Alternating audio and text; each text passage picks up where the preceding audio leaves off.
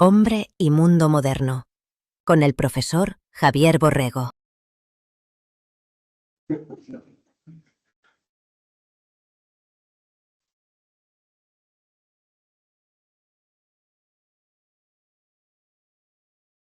Vale, pues vamos a intentar explicar esto.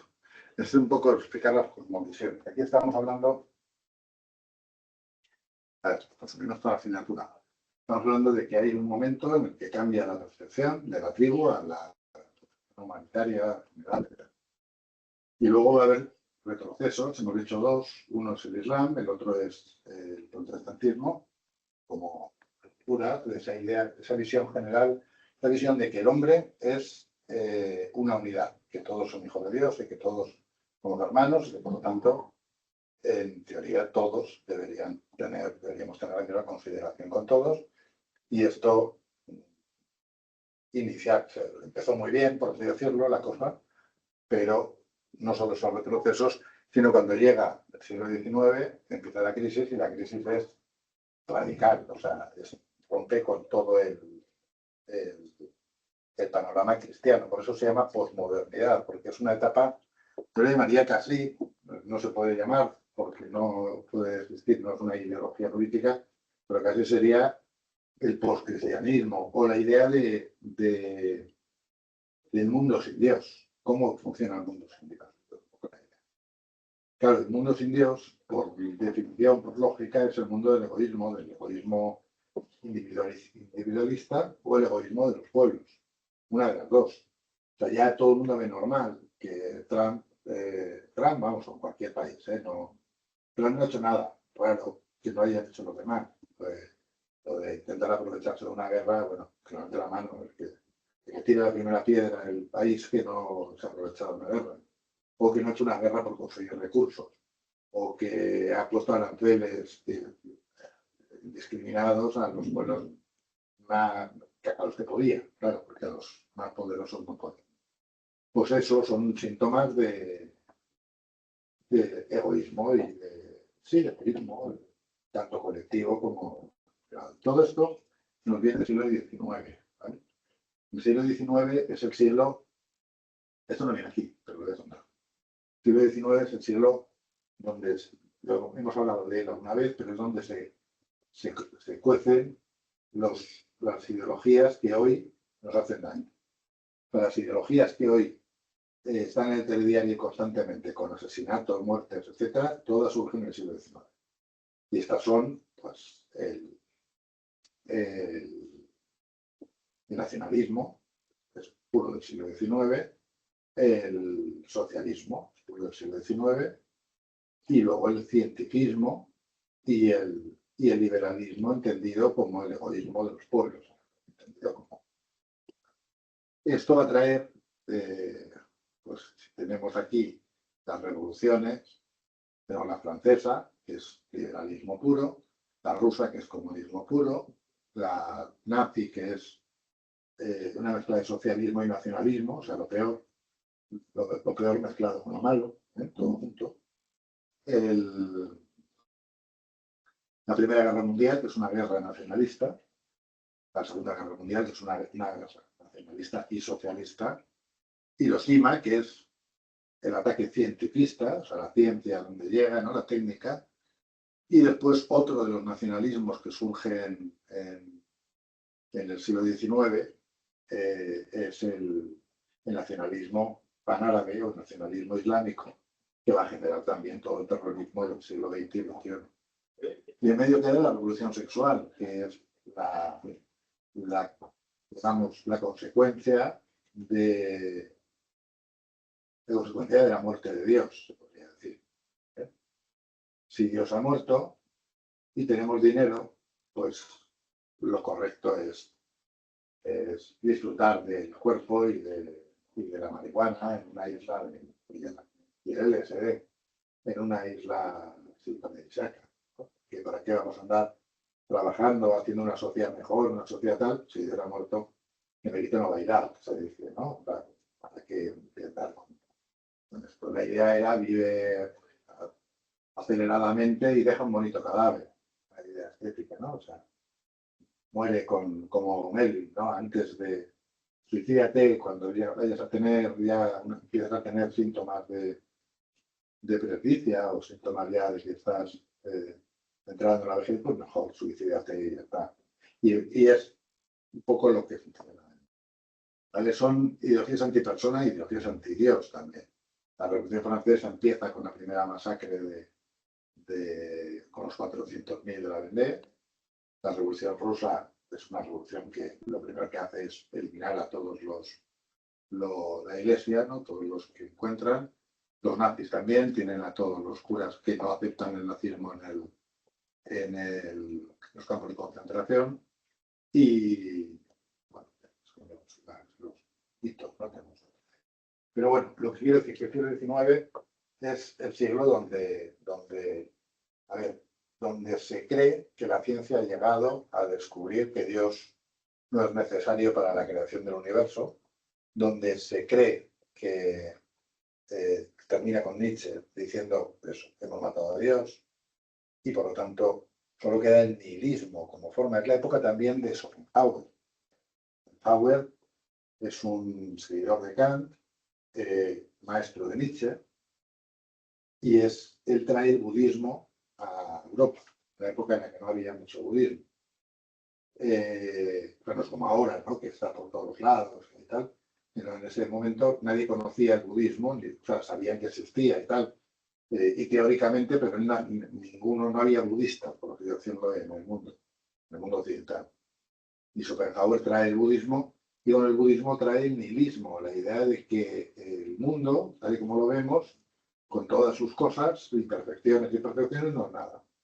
Y que como no es nada, no hay que prestarle atención o no tiene demasiada importancia. Entonces lo único que queda es la negación del yo para poder sobrevivir, saltar, ¿no? Romper con esta cadena de tal. Da igual, de ahí no nos queda el budismo, pero nos queda el nihilismo. El nihilismo que Nietzsche luego va a coger como bandera es esa idea, es decir, nada es, como decir, lo fenoménico, lo que aparece, lo que vemos, no tiene una entidad real. La única entidad real es la que da la entidad a las cosas, es la voluntad. Entonces, claro, con estas ideas llegará la revolución, las dos revoluciones. Ya la francesa no, la francesa la dejamos atrás, pero llegará la revolución rusa y la revolución nazi. Son dos formas de entender totalitariamente al hombre. Si el ser humano es un ser sin libertad, si el ser humano, si su pasaje, o sea, su pasar por este mundo, si no es digno, su pasar por este mundo no tiene importancia, pues hombre, lo mejor, lo más adecuado, es la dictadura, porque es un sistema totalitario en el que podamos, digamos, desde arriba planificar las cosas para que los de abajo, seres humanos en general, que no son todos, sino son solo los proletarios, son los alemanes, solo algo, puedan disfrutar de una especie de vida activa y mientras esté activa, porque en el momento en el que haya sufrimiento y dolor, lo correcto es la eutanasia cuanto antes, ¿no?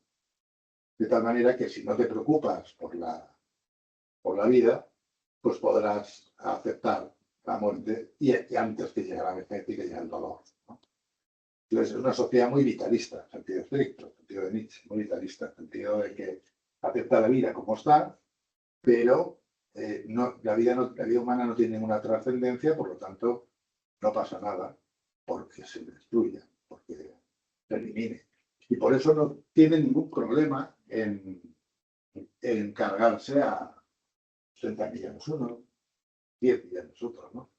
No hay ningún... O sea, la diferencia entre el comunismo y el nazismo, o sea, los 80 millones del comunismo parece que es peor, pero es igual de malo.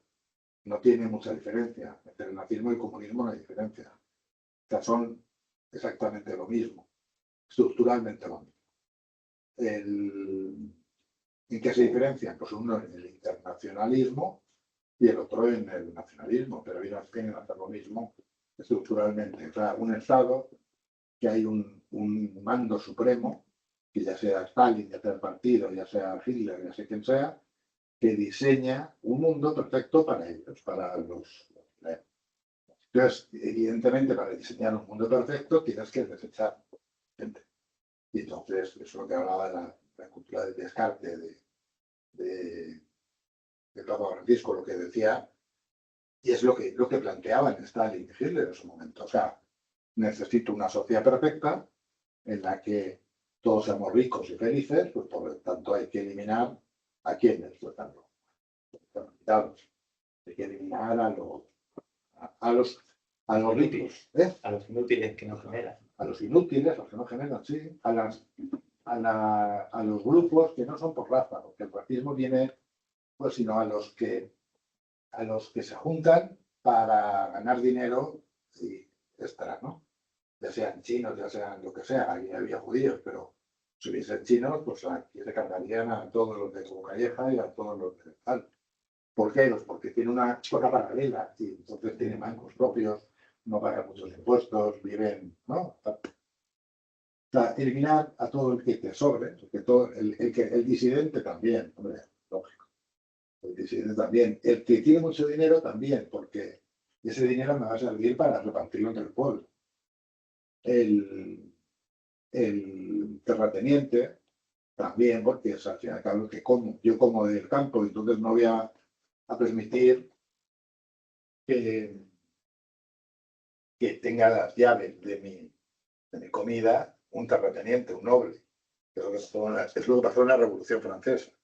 Se cargaron a los nobles, pero no porque les odiasen nada por el estilo, sino porque los nobles eran los dueños de la tierra y la tierra era la que alimentaba las ciudades y ellos vivían en las ciudades. Entonces ellos les podían cortar los suministros.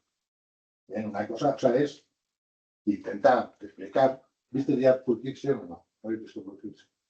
Intentar explicar el mundo sin ningún tipo de moral, cosa que es muy difícil de entender, pero es la condición lógica de la partida de cristianismo. O sea, ¿cómo funciona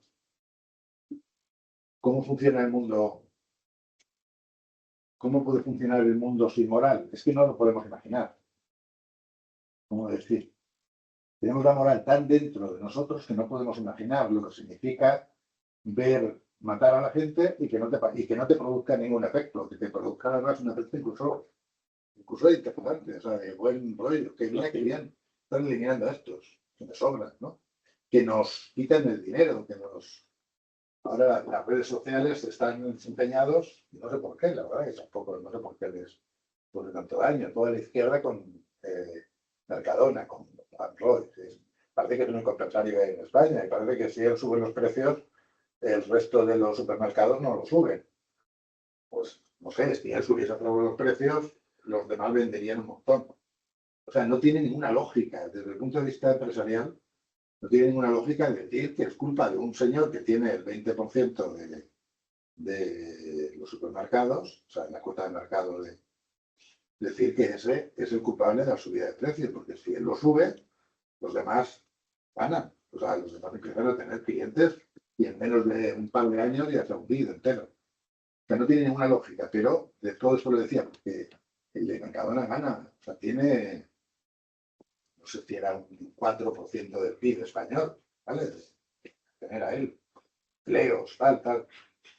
Pues claro, si no hay Dios, si la vida humana no vale nada, si nadie es digno, ¿por qué va a tener ese dinero? Pues lo lógico es matar y quedarse con incluso quedarse con los supermercados, venderlos, lo que sea. Porque esa es la idea. Es decir, el rico, el capitalista, el terrateniente, el noble, y luego es eso. Hay otros, que es la iglesia, que le hablan a la conciencia, que le dicen, eso no se puede hacer porque todos somos hijos de Dios. Entonces a eso también hay que eliminarlos, porque eliminados esos ya nadie se opone, ya nadie se opone a nada. Imaginad, ¿no? Si no hubiese iglesia, ¿quién se opondría al aborto? La gente que se opone al aborto tiene una convicción religiosa en el fondo, porque si no lo tienes es muy difícil defender el aborto por puro humanismo. No sé si entendéis la cosa. ¿Por qué? Pues porque o la vida es sagrada o la vida no es sagrada. Si la vida no es sagrada, pues está, es una cuestión de cálculo. Entonces, vendrá bien que haya aborto, pues depende a quién y cómo, y ya veremos y tal, y que la libertad de cada uno y tal. Bien, o sea, si no hay Dios y la vida nos agrada, pues podemos intentar minimizar la ley de aborto, hacer menos abortos, etcétera. Pero si hay Dios y todos somos dignos e iguales y todos somos hijos de Dios, abortó uno, que hay un solo aborto ya es un crimen, ya es algo inasumible. O sea, cosa que no se entiende, ¿no? Desde el punto de vista laico, en que incluso los políticos más religiosos intentan decir que haya menos, que haya pues 50.000, ¿no? 50.000 abortos al año. Ahora hay casi 100.000. También los declarados, los tal, habrá otros que no son declarados, pues serán más de 100.000. Pues mira, 100.000 personas al año, pues es mucho. Pero también es mucho, 2, y 10, y 20. ¿No? Si entiendes que el ser humano es digno y merece la pena dedicar la vida a ayudar al ser humano. Si entiendes que no, que el ser humano es como un animal más, pues nadie se va a manifestar porque mueran los gatitos cuando se tienen camadas de 5, que se les dé muerte a 4, ¿no? Si no, no cabríamos de gatos, sería el mundo lleno de gatos, ¿no? Todos sabemos que los gatos se matan, ¿no? Se matan.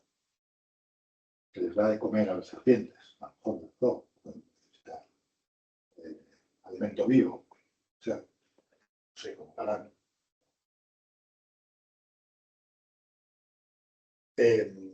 Pues eso, él decía que la revolución rusa, la revolución nazi, todas estas revoluciones lo que plantean es eso, es decir, si no hay Dios, no hay dignidad y por lo tanto tengo carta blanca para eliminar a todo aquel que se oponga a mi revolución o necesitar que tenga dinero, que tenga las...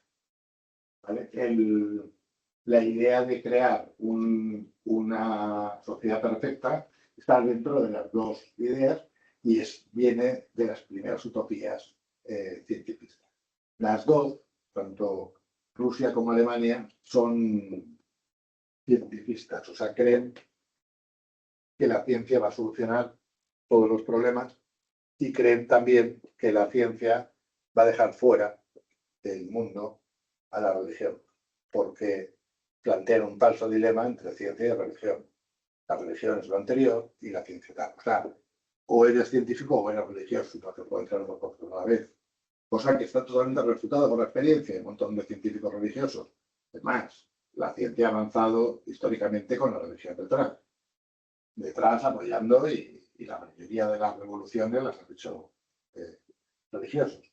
Pero se plantea la idea de una especie de falso dilema de o hay ciencia de religión.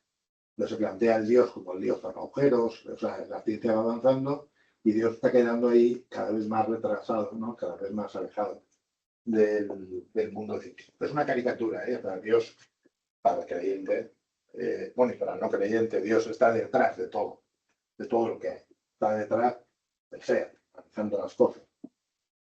El creyente simplemente se da cuenta y el no creyente no se da cuenta, no quiere darse cuenta y pretende que las cosas funcionen solas, se sujeten solas.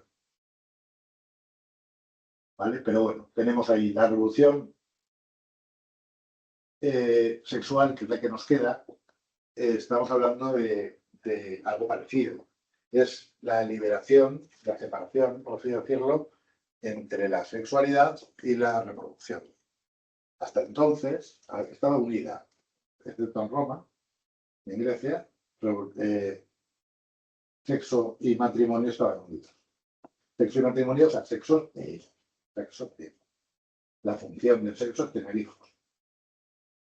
Y claro, natural. Por lo tanto, existía el matrimonio, que es la institución que salvaguarda la ley, o sea, los derechos de la madre. Viene de matri y de moneo, que es ley, ley, orden. Orden en la madre. ¿Por qué? Porque las madres, si las madres no tienen derecho a heredar y los maridos se van a la guerra todos los años, pues las madres se pueden quedar pasando hambre si a su marido le matan, por lo tanto los maridos no lucharían de la misma manera, sería más cobarde a la hora de luchar porque saben que eso supondría la ruina de su familia. En cambio, de alguna manera, el Estado o la gente, o hay una obligación con los primos, tíos, etcétera, para ayudar a la mujer con hijos sin posibilidad de trabajar y que le matado a su marido. De esa herencia, por menos de heredar sus bienes. Luego está el derecho de las mujeres a ser reconocidas como tales, incluso cuando han terminado su gestación, su vida gestante, porque bueno, sabéis que el ser humano está preparado, está diseñado como para morirse a los 45, 50. O sea, nuestros dientes duran lo que sea, nuestra vista dura lo que sea, todo dura poco. Claro, todo es claro. Pero las mujeres también tienen alguna edad en la que ya no se pueden tener hijos. Y es como todas las especies, todos los mamíferos, cuando llegan a esa edad, mueren. Todo. A la vida no mantiene en productivos. Y la producción de la vida es unos hijos. Entonces, en cuanto cualquier especie deja de tener hijos, muere enseguida. En cambio, las personas no, los seres humanos, podemos vivir hasta más tiempo sin tener hijos, o sea, sin estar en edad reproductiva que estando en edad reproductiva. Por lo tanto, ahí se genera un problema de qué hacemos con las mujeres que suelen sobrevivir a los varones, que ya tienen criados los hijos y tal, pues que no los vamos a dejar abandonadas, ¿no? O sea, hay en la Edad Media, incluso en la Edad Antigua, en la Biblia hay muchos casos de las viudas que están pidiendo limosna. Son viudas anteriores a la institución del matrimonio como tal, que cuando sus hijos salen del nido, pierden todo derecho sobre la casa y sobre la hacienda y por lo tanto se dedican a vivir la calidad. Pues el matrimonio es lo que garantiza eso. Por eso es un poco raro la palabra cuando dicen matrimonio homosexual. No tiene sentido matrimonio homosexual, puesto que el matrimonio es la ley privada de la madre y la madre y dos tíos no son una madre. No hacen una madre. Ni siquiera dos madres necesitan dos mujeres necesitan una protección especial, puesto que ese bicho tiene ahí.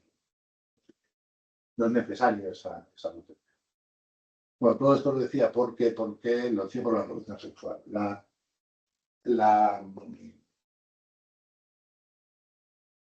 Hemos dicho que en Grecia y en Roma no estaba esta unión entre matrimonios. En Grecia y Roma se distinguían como tres cosas. Una, el sexo.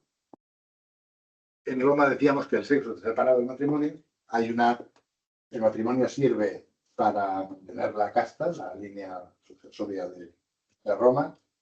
El sexo se permitía fuera, no tenía una función fuera del matrimonio, como una forma de estar. Y luego tenían la amistad, el amor, lo que tenemos amor por amor, de vivir con una persona, de emocionarte cuando viene, de tener amor entendido como amor romántico, se podía tener con hombres o mujeres de distinta tal, sin necesidad de que hubiese sexo o sin necesidad de que hubiese matrimonio, sino que eran como cosas separadas. Una era el amor de filia, incluso de ágape, dentro de filia más bien, dentro de la sociedad. Hay escritos de romanos medievales que dan la impresión de que es casi que son las mismas palabras que pueden decir los enamorados, pero los enamorados de antes, vamos, de hace muchos años. Palabras de amor hacia un amigo, alabándole cada uno de los aspectos de su físico, ¿no? Es claro. Vosotros es verdad que no miráis, es decir, que músculos.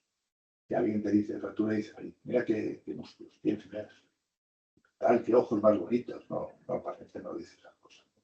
Pues muy bien que os llevéis, ¿no? Que es lo normal. Y si alguien dice eso, pues piensa.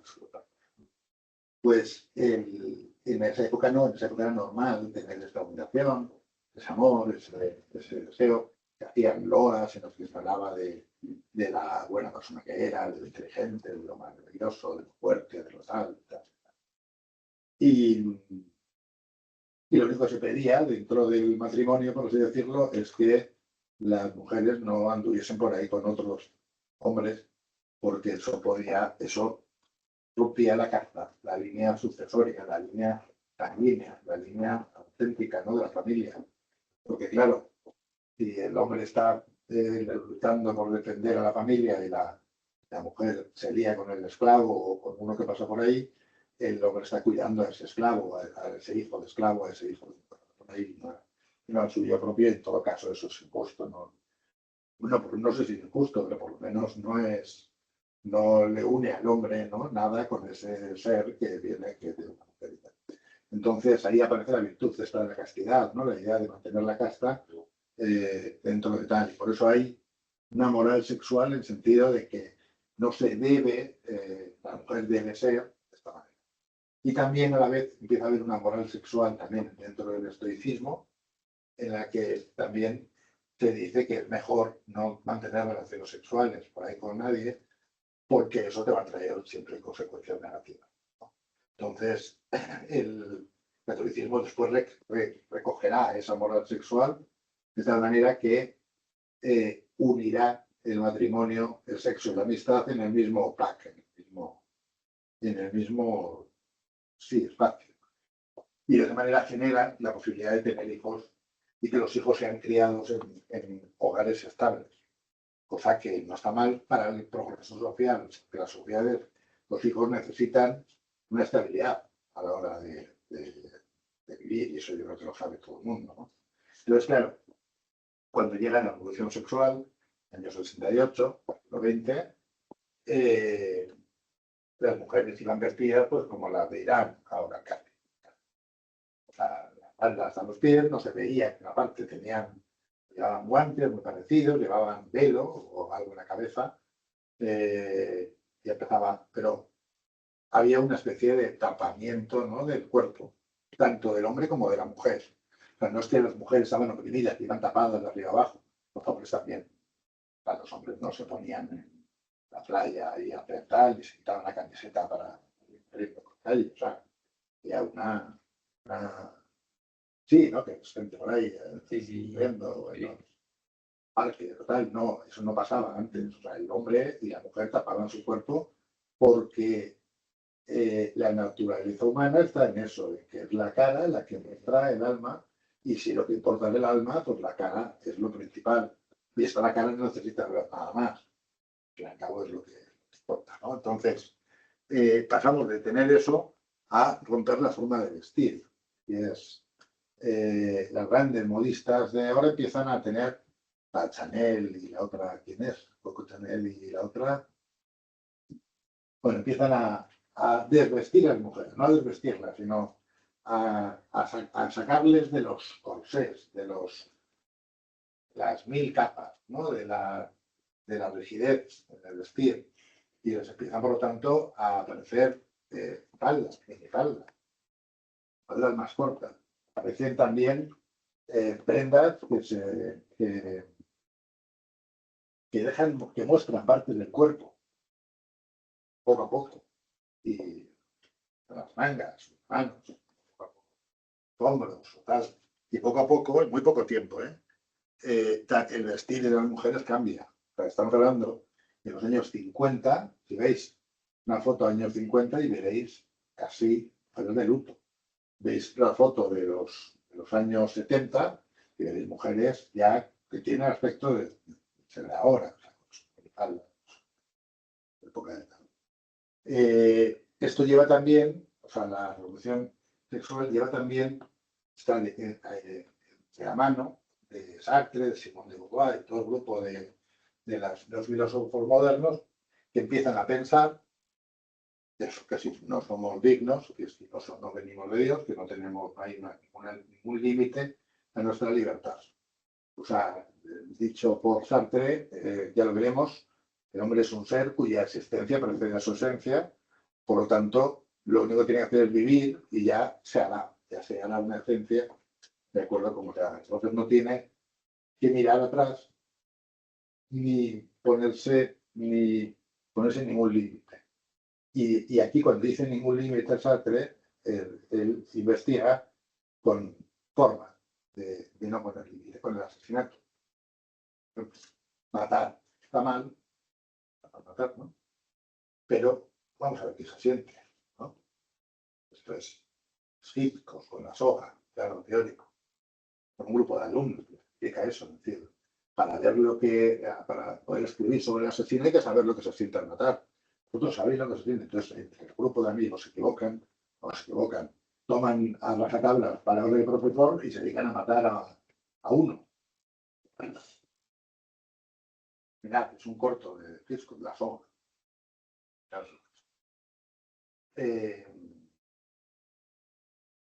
Sartre lo plantea con el extranjero, a mí, con el extranjero. Disparar, sin más. Disparado porque decía. No sé si entendéis esa pregunta.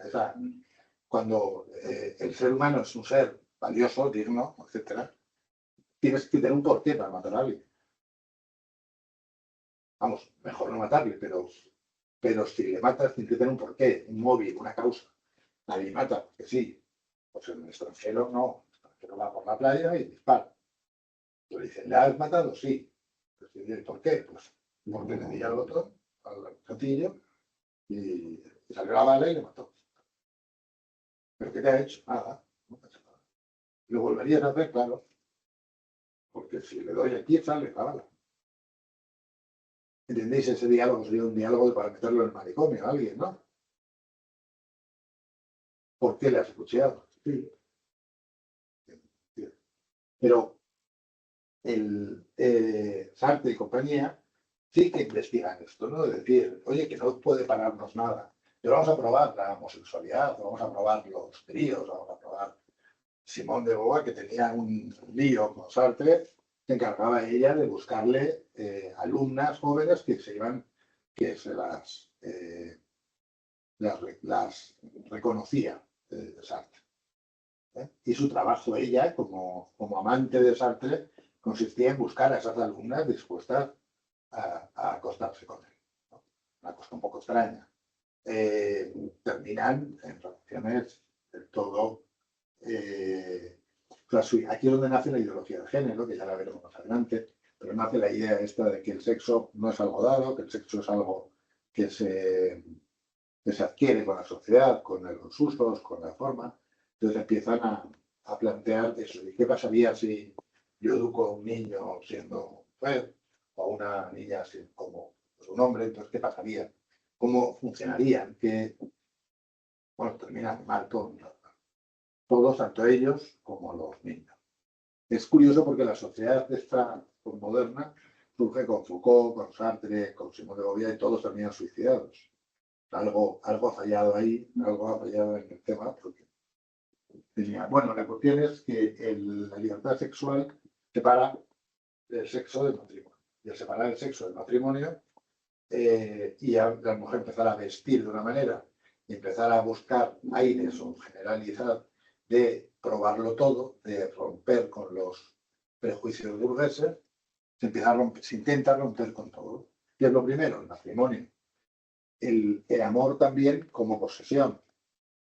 Todo amor se considera una posesión. Entonces aquí surge un poco, no sé si habéis llegado a ver ya a estas alturas, a Huxley, El mundo feliz. Sí. ¿Sí? Sí, claro. Cuando llega el momento de... O sea, su forma de las relaciones están prohibidas. Las relaciones personales. Puede haber relaciones sexuales, pero las relaciones personales están prohibidas. Porque produce cierto daño, ¿no? Esto es como lo de... Hay un TED por ahí que habla de un café, no sé si conocéis. Hay un TED que habla de una que dice a uno que si quiere tomar un café, dice no quiero nada serio. Después de haberse enrollado con él, ¿no? El día anterior, tú dices, ¿cómo puede ser una sociedad en la que un café sea algo serio y acostarse con una persona sea algo no serio, ¿no? Entonces aquí hay un fallo, ¿no? Tiene que haber un fallo conceptual, ¿no? en eso, ¿no? En algo, ¿no? No sé, aunque sea solo por tiempo, por forma. Bueno, la cuestión es que ella se plantea el tema de eso. Es convertir el acto sexual en algo como un café, como una cosa así. Y al revés, ¿no? Manteniendo siempre esa independencia personal, esa forma de entender, de relacionarse, esa forma de estar separada, ¿no? Totalmente de la vida, digamos, de la persona. Entonces, al rasgar a la persona en su ser más profundo, porque su ser más profundo es el deseo de amor y la necesidad de unión, al romper esa idea, el ser humano se va a convertir en un ser, digamos, en un ser insaciable, en un ser que no va a encontrar su sitio.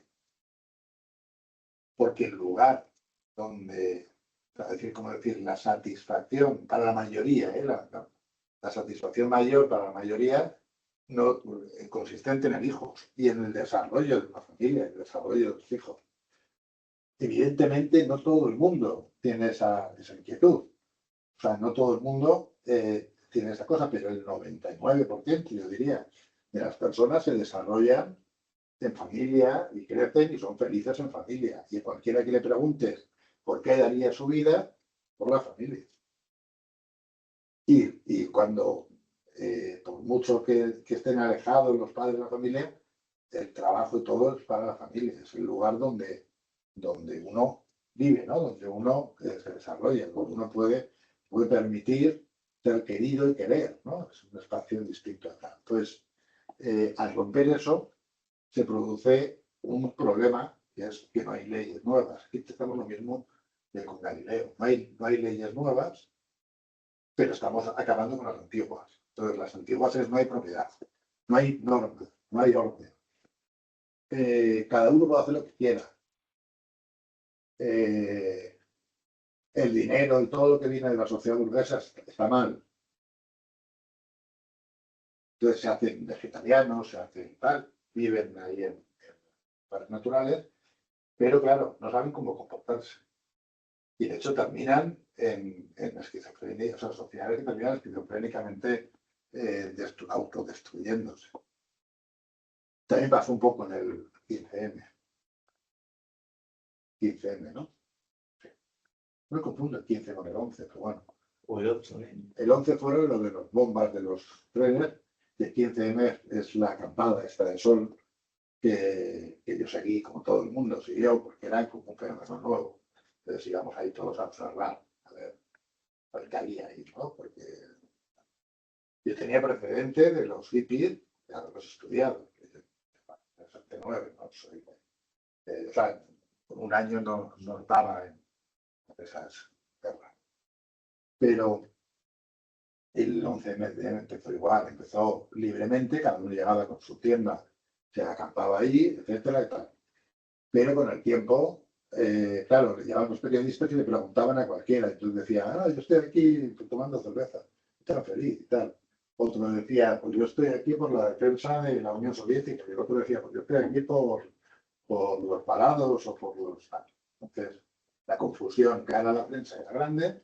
Y entonces dijeron, ya, ahora está prohibida hablar con la prensa, solo habla el portavoz. Entonces ya, primera prohibición. Sí, empezó poco a poco, todo prohibición. Las mujeres libertarias de no sé dónde se fueron a dormir a su casa porque recibían tocamientos por la noche. La comida, llegaba uno que llegaba con comida y otro que llegaba sin comida. Entonces le quedaba sin comida, se comía la comida del otro. Y entonces el otro enfadaba diciendo que la comida era de todos. Con los hippies pasó algo muy parecido. Como no había ninguna norma, claro, si alguno se enamoraba, no podía enamorarse, porque eso era posesión, era amor burgués. Tenía que hacer como si no. Y entonces liarse con otras y tener y hacer. Tal. Entonces, claro, cuando niegas al ser humano su naturaleza más estricta, pues necesita necesidad de orden, necesidad de experiencia, necesidad de valores, necesidad de tener un suelo, ¿no? Un sitio donde estar. Cuando niega todo eso, pues sale lo que sea.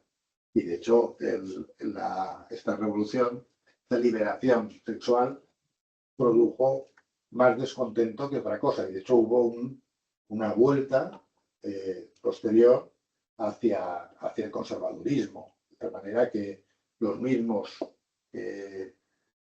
todos los digamos, maestros comunistas que hicieron la revolución del 68, se jubilaron y enseguida empezaron a ganar la derecha en todo. O sea, que no hubo, digamos, no. Pero sí, como todas las revoluciones, siempre deja algún pozo que mantener, o sea, que algo que configura la sociedad del futuro. Y ese algo que deja la revolución sexual es temas de igualdad. Las mujeres desde el Renacimiento hasta nuestros días habían tenido tareas separadas. Tareas separadas o sea, las mujeres se encargaban del hogar, etcétera, etcétera, y los hombres del mundo exterior. Y era como dos roles perfectamente organizados. Esto no pasaba en la Edad Media. En la Edad Media había igualdad. Mujeres y hombres compartían el mismo espacio y tenían más o menos los trabajos. El trabajo del campo no discrimina. O sea, cuando hay que traer leña, la traen las mujeres o los hombres. No hay una separación radical. Y en todo caso, si los hombres a lo mejor están arando, las mujeres están triando, y si las mujeres están cavando, las mujeres están separando las semillas buenas de las malas. O sea, hay un constante hacer común entre hombres y mujeres y niños, también el trabajo infantil forma parte de esa unidad. ¿Bien? Pero el hombre y la mujer habían estado separados hasta los primeros movimientos sufragistas, que son sobre 1800.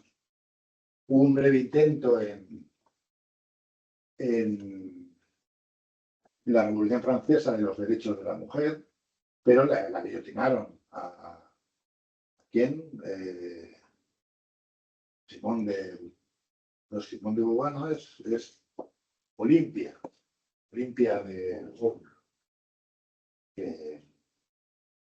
que dicen que perdió la cabeza por Robespierre, que la perdió, que proponían los derechos de las mujeres. Es decir, que estaba muy reprimida en ese tiempo.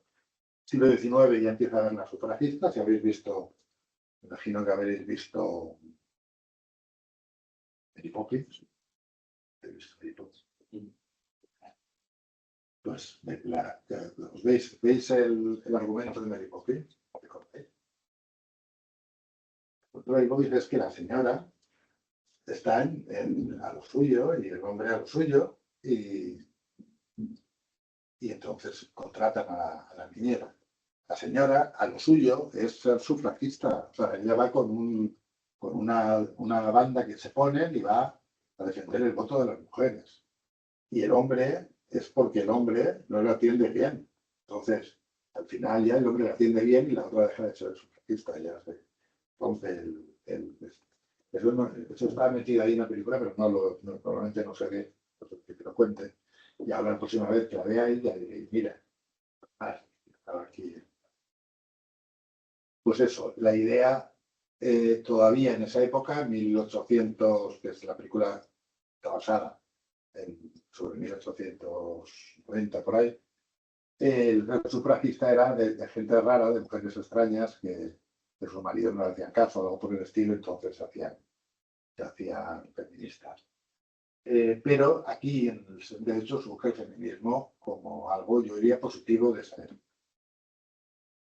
También es verdad que coincide con la vuelta de la Segunda Guerra Mundial, donde las mujeres habían hecho cargo del país, habían trabajado en fábricas, habían trabajado en oficinas y por lo tanto habían demostrado, sin querer, habían demostrado que podían trabajar como los hombres.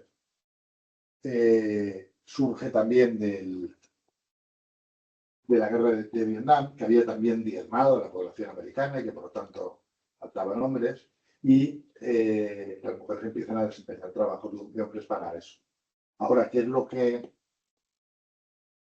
que ocurre? Que no se puede desarrollar un trabajo normal si tu único rol, el rol principal, es la maternidad, ¿no?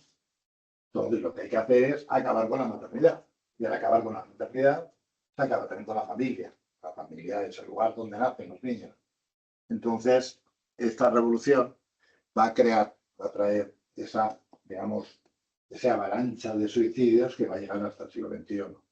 El hecho de que, no sé cuánto es la estadística, pero es una brutalidad, que la mayoría de los matrimonios, digamos, podemos decir, se separan. De tal manera que, a diferencia del siglo XX, podían ser un 25%, y del siglo XIX y XVIII, en el que no existía el divorcio. Había alguna que se divorciaba, una cosa rara, pero era extraño, era muy extraño. Era como, o sea, algo que tiene que haber pasado, es como el asesinato hoy, ¿no? ¿Cuántas familias hay de asesinato? Bueno, pocas, ¿no? Digo yo, ¿no? Bueno, la cuestión es que al separar matrimonios de sexo, el sexo y sexo de hijos, lo único que se puede pedir es anticonceptivos. Y también, de paso, además del anticonceptivo, necesitas también algo que se descubrió bastante, la idea de cuidar las enfermedades de transmisión venérea, que no son pocas. Las enfermedades de transmisión sexual son enormes.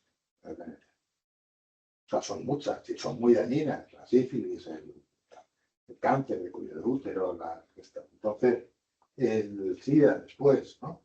Todas estas enfermedades van a hacer mucho daño en la juventud de la época. Porque cuando entra en la sífilis en un poblado hippie o entra la sífilis en un prostíbulo, todo el mundo se contamina. ¿Bien? Entonces, ya tenemos el sexo, empieza a aparecer ya no como algo positivo y adecuado, sino como algo negativo, pues lo que da miedo. Claro, negativo da miedo, peligroso. Algo que da miedo porque puede llevar a dos cosas, al embarazo, que con alguien que no tal, o puede llevar también a la muerte. Entonces, claro, ese sexo perfecto que se vendía en el 68 como una liberación, pasa a ser otra esclavitud. Y no solo la esclavitud, también la esclavitud del ser aceptado, puesto que el sistema matrimonial lo que valía era la persona entera, no solo su aspecto físico, no su... porque valía la persona entera, con sus estudios, con su fortaleza, con su belleza, con su capacidad de tal, todo era, todo, con su dote también, con su origen. Todo eso formaba parte de lo que se valoraba para ser aceptado dentro, para aceptado de por vida. Era como una entrevista de trabajo, pero para siempre, para toda la vida. Y se valoraba todo. Ahora, al reducir a la persona a solo cuerpo, solo se valora el cuerpo. Y claro, aquí hay mucha diferencia. Y ya empieza a haber diferencia. Y aquí surge la idea esta de que la idea, o sea, junto con la revolución sexual o con el sexo desligado del matrimonio, surge la idea del rechazo. Y no solo del rechazo, sino también del desamor. Puesto que como los amores por definición tienen que ser pasajeros, tiene que haber mucho desamor. Todo el mundo tiene que haber sufrido el rechazo y el desamor. De tal manera que algunos incluso se convierten en invisibles, porque ya no forman parte o sea, ya no es, a ver cómo decir, yo creo que todos los seres humanos, si les coges en su conjunto, en su pasado, en su futuro, en sus quereres, en su estructura, pueden ser igual de buenos, o todos son buenos de alguna manera, porque hay demasiadas cosas donde fijarte, pero si fijas todo en el cuerpo, es muy fácil que haya rechazos y que haya gente que no quiera saber nada, que no se pueda saber nada. Entonces, la revolución sexual va a generar también ese rechazo a las personas y esa idea y esa idea también de mercado, ¿no? Hay personas que tienen una nota, todas las personas tienen una nota, entonces se clasifica, se forma parte, se cosifica, se convierte en los hombres, se convierten en objetos para triunfar, objetos para enseñar, objetos para tal, a la altura de la casa y del coche. posesiones. Quiere decir, la liberación tampoco sale bien por ahí, porque es una liberación para unos pocos, que son los que salen en las revistas y los que se parecen a los que salen en las revistas. Pero al fin y al cabo no es una liberación auténtica, sino es una, más bien empieza a ser una esclavitud. Inicialmente es muy bonito y la sensación de libertad puede ser muy bonita, pero inicial. Pero eso inicial enseguida se convierte en una esclavitud. ¿Vale? Entonces, termino con esto. Llega a la eliminación también de los discapacitados, que esto forma parte de lo mismo. Los discapacitados son gente que no entra en el mercado sexual. Entonces, como no entran, son como de segunda. Y de hecho se plantea, o sea, la eugenesia se plantea de tal manera pues que ya estamos eliminando casi todos los síndrome de Down o cuando se detectan antes del nacimiento, tenemos el derecho, el deber o la de eliminarlos, quitarnos el problema. Y evitarles una vida en la que no van a tener esa posibilidad. ¿Vale?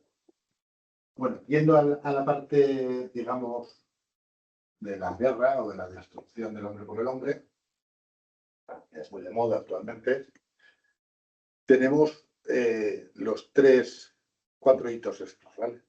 Los cuatro hitos son, el primero, la guerra nacionalista.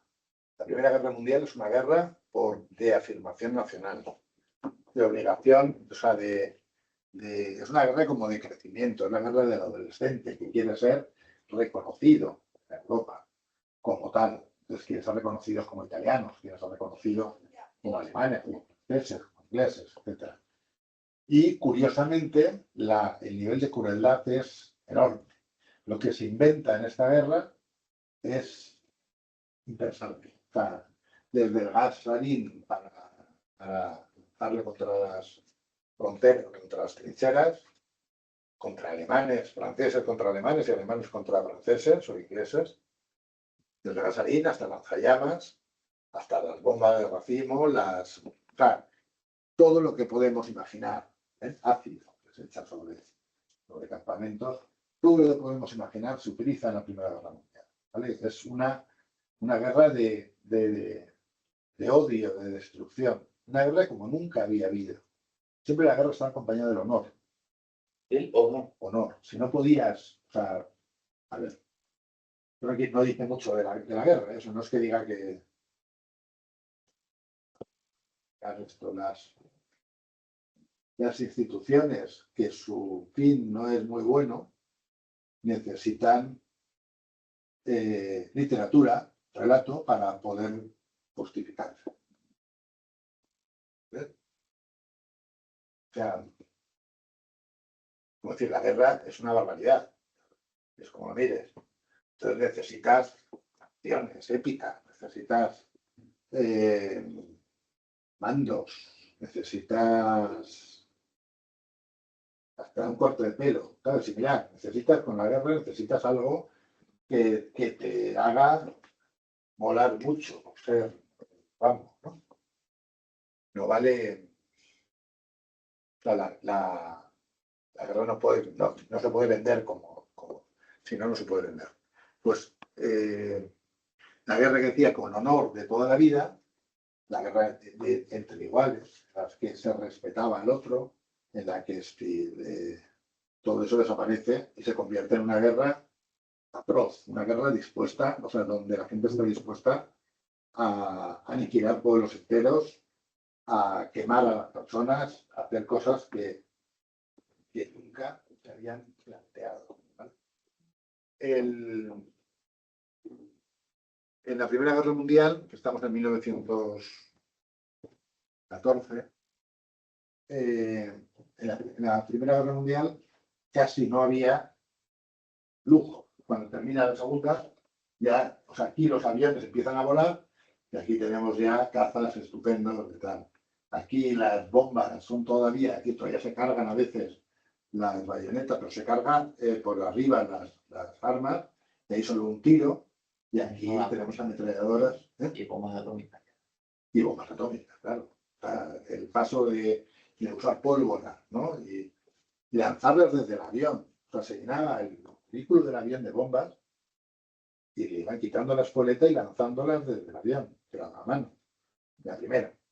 En la segunda, ya el B-52, que es una altura enorme, se lanza, todo mecanizado, etcétera. O sea, el cambio tecnológico es estupendo.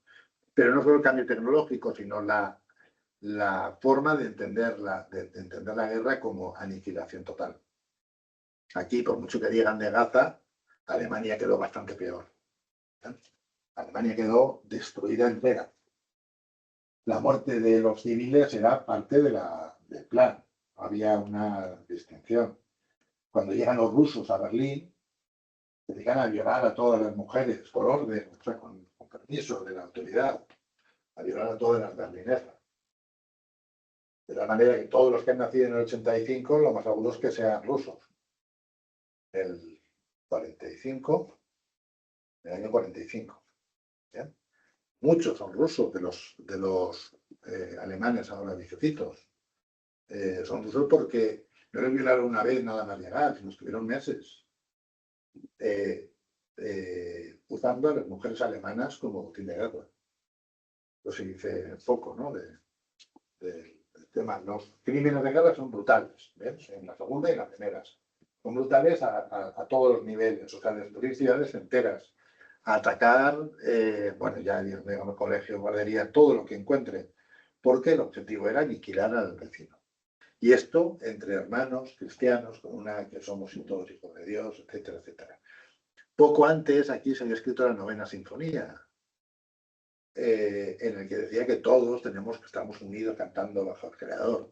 El Hiroshima y Nagasaki fue otra de las batallas. Todo el mundo, como todo el mundo habla de lo malo que era Hitler, pero lanzar una bomba y matar a 300.000 personas de golpe, si no te pone al mismo nivel que Hitler, te pone cerca. ¿Bien? Incluso la gente le achaca los muertos de Hiroshima y Nagasaki a Hitler, como si se tuviese la culpa. Fue una decisión libre de los Estados Unidos, que es cierto que quizá lo hubiesen conseguido los nazis y hubiese sido peor o no. Porque había una carrera para conseguirla. Y por último, las Torres Gemelas. Las Torres Gemelas marcan también un principio y un después en la forma de entender el mundo, puesto que los objetos de corrientes, como un artefacto, un avión, se pueden convertir en bombas, pero se pueden ir contra nosotros. Igual que la bomba atómica se puede ir contra nosotros, aquí cualquier objeto de tecnología se puede ir contra nosotros. Los israelíes, con Hezbollah hace muy poco, menos de un año, inventaron una tecnología que les dieron los teléfonos satelitales, una mezcla de teléfonos.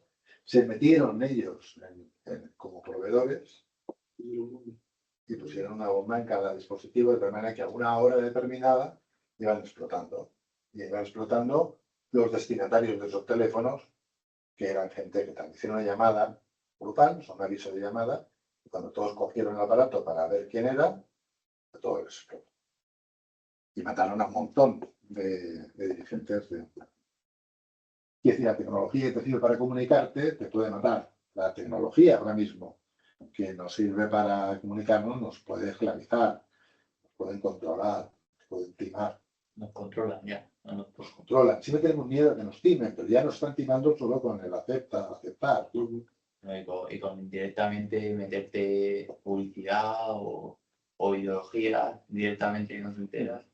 Cómo modificar el algoritmo para que te puedan meter una ideología. Yo creo que sí se puede hacer. Sí. Si una persona con un poco de inteligencia o con tal se le va introduciendo poco a poco una idea, terminan aceptándola. Esto por eso hay tantos bots de los dos lados, ¿no? Pero, bueno, las Torres Gemelas de Hiroshima y Nagasaki marcan y también la Primera Guerra Mundial y la Segunda, el inicio de una nueva era donde la tecnología, lo fabricado por el ser humano, puede destruir al ser humano. Y esto es muy grave. Esto es muy grave porque es el mito de Frankenstein, ¿no? La tecnología al final va a volverse contra ti. El mito de y los mitos que hay, no casualmente, en todas las películas, lo hemos dicho alguna vez, en todas las películas del futuro, siempre la humanidad ha pasado por un cambio climático, por un meteorito, una guerra mundial, algo que ha hecho destruir todo. ¿Por qué? Pues porque no tenemos la idea de que la tecnología puede acabar con nosotros. Entonces, claro, lo lógico es decir, bueno, la tecnología tiene que ir unida a una ética, vale, pero esa ética o es mundial o se pueden montar 4 colgados en un avión y cargarse a 50.000 personas en una tarde. Ya, por muy tecnológica que sea la tecnología, cuando pasamos por un avión nos quitamos el cinturón y los zapatos. Por muy tecnológica que sea y muy buena que esté, muy bien que esté hecha, siempre va a tener ese riesgo. Entonces volvemos otra vez a la palabra que teníamos con el sexo, miedo. Miedo a la tecnología. Cualquier cosa futura puede ser perjudicial, dañina, etc.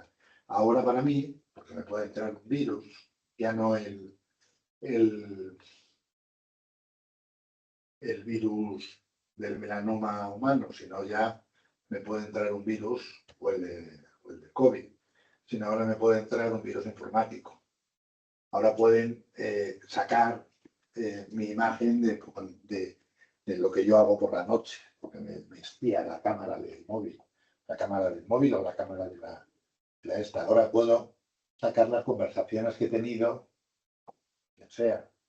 Está claro que estos teléfonos que tenemos están constantemente grabando. ¿Graban o no graban? Sí. Cámara y micrófono. Siempre en todo momento. Sí. Pues hay muchos datos que guardar.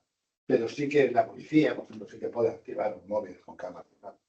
La policía sí que tiene todo tipo de información sobre dónde estás y dónde has estado, por qué semáforos has pasado, por qué lugares te has movido, dónde has gastado con tu tarjeta de crédito, qué autobuses has cogido, qué aviones, qué trenes, dónde has dormido, con quién, qué teléfonos están cerca de ti constantemente, cuáles, ¿no? Y eso les puedo también ver qué es lo que hacen, qué es lo que dicen. O sea, el sistema de control, o sea, la tecnología se convierte en algo sospechoso, ¿vale? Y esto es el fruto de todo esto. Ya no solo usada por los malos, sino también por los buenos. Y aquí tenemos eso, el progreso. Vamos a terminar con esto. ¿Vale? El progreso no es lineal. O sea, el hecho de tener una meta no significa que sea lineal. ¿Entendéis esto, esa diferencia? El hecho de tener una meta, o sea, de saber que la humanidad va camino de algo, no implica que no tenga retrocesos y avances. Puede circular, puede volver a lo creado hace años. Puede volver, pero en nuestro sistema occidental entendemos que siempre hay un avance hasta el fin de la historia. No puede haber un círculo y quedarnos ahí en ese círculo. En el mundo budista, griego, clásico, griego, pre-socrático sí, pero en el mundo actual no. En el mundo actual sabemos que vamos hacia el futuro. Y yo creo que es sencillo esto. Yo creo que es sencillo entender.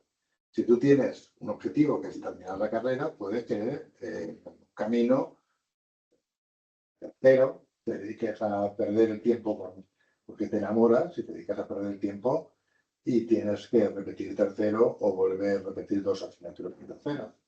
Eso no quiere decir que pierdas de vista que al final vas a terminar la carrera.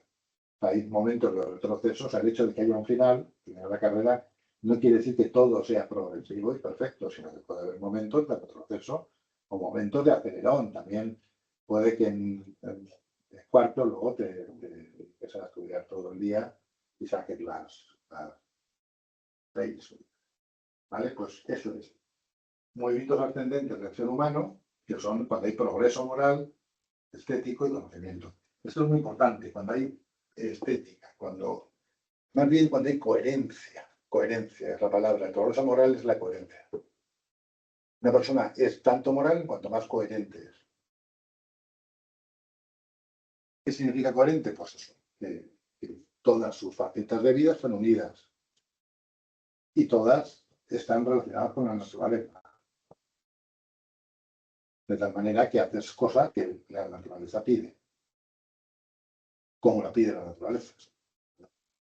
Entonces, ese cambio, esa idea de progreso espiritual es el progreso del bien, de la verdad y de la belleza, cuando todo camina funcionando. Como dice el arco del triunfo que está ahí en Moncloa, dice detrás, la parte de aquí dice Armies y Victoria, ¿no? La parte de atrás dice Florestit Universitati Madridensis in conspectu Dei. O sea, florece el pensamiento de la Universidad de Madrid in conspectu Dei, en relación con Dios. No separada de Dios, sino en relación. Pues esa in conspectu Dei, eso es lo que toca también en la vida coherente. Es la vida que permite el crecimiento espiritual, porque es el que permite tener dignidad, reconocer al otro, saber lo que es la belleza, la verdad. Y los movimientos descendentes son justo lo contrario. Alejamiento de lo espiritual quiere decir sacar todo lo espiritual de la vida pública y, por lo tanto, hacer que cada uno tenga su visión de lo espiritual. Entonces, volvemos a la época de los dioses romanos, de los manes. Conocéis los dioses manes, los romanos. El DM, que aparece en las estelas funerarias, pone a los dioses manes. Son los dioses de cada uno particulares. Pues ya es que cada uno tiene su dios particular y todo el mundo cree en algo, ¿no? Eso. Los aldeístas, el aldeísmo. ¿Conocéis aldeístas? Donde dices, ¿quieres un dios? Y dices, creo en algo. Ese algo es una forma particular de entender a Dios, quiere decir, particular significa poco elaborada, fácil de usar y tirar, inmediata, etcétera, etcétera. ¿Qué es lo que viene también? Religiones orientales. ¿Qué viene también? Magia y temas peligrosos, ¿no? Por así decirlo, de espiritualidad. ¿Y qué es lo que viene también? Pues una especie de ateísmo práctico o incluso el teísmo práctico. Dios existe, pero bueno, algo como si. Entonces, este progreso, este alejamiento espiritual nos va a llevar, lógicamente, a la cultura de la muerte, porque si el ser humano es digno, ya lo hemos dicho, no queda otro remedio, y también nos tiene que llevar al totalitarismo. Totalitarismo en el sentido de a la dictadura, ya sea la dictadura del proletariado, dictadura de lo que sea. A la pérdida de la fe en las personas, que es lo que lleva a la dictadura. Porque si las personas tienen fe, saben a dónde van, no necesitan un dictador, necesitan simplemente una guía, no hace falta que se necesite. O sea, que aparezca la figura del dictador. El dictador aparece cuando la sociedad está dividida o también cuando hay que hacer algo importante. En Roma, por ejemplo, se nombraba un dictador. Cuando había una guerra importante, se reunía el Senado y nombraban a un dictador, que duraba hasta que terminaba la guerra. Cuando terminaba la guerra ya volvía otra vez. Ya no había dictador, había asamblea. ¿Vale? Pues eso. Estos movimientos es la montaña rusa, en la que hay momentos en los que caemos, momentos en los que subimos, y momentos como el de ahora, que ni caemos ni subimos, pero estamos boca abajo, esperando a ver qué pasa. Sabemos si va a ser una caída, si no. ¿Vale?